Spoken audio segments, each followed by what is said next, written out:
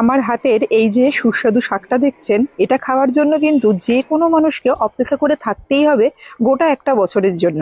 কারণ শীতকাল ছাড়া এই শাকটা আপনি ভালো অন্য কোনো সময় পাবেনই না।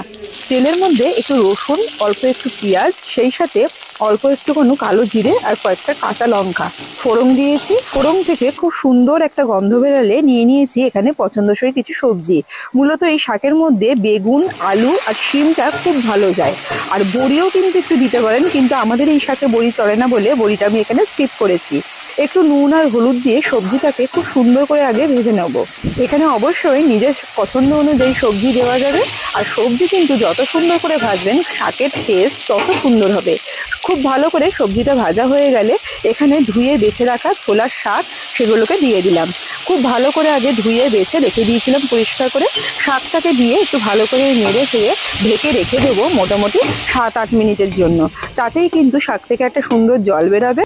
আর ওই জলেই সবজি থেকে শাক সব কিন্তু সুন্দরভাবে সেদ্ধ হয়ে যাবে। মিনিট 10-এর মধ্যেই শাকটা কিন্তু পুরো রেডি হয়ে যাবে। নামানোর আগে অল্প একটু মিষ্টি ছড়িয়ে খুব সুন্দর করে নেড়ে চেড়ে নামিয়ে নিলেই কিন্তু এই ছোলার শাকের ঘন্ট একদম রেডি। গরম ভাতের সঙ্গে খেতে কিন্তু অপূর্ব লাগে। রেসিপি ভালো লাগলে লাইক, কমেন্ট, শেয়ার করে একটু পাশে থাকবেন।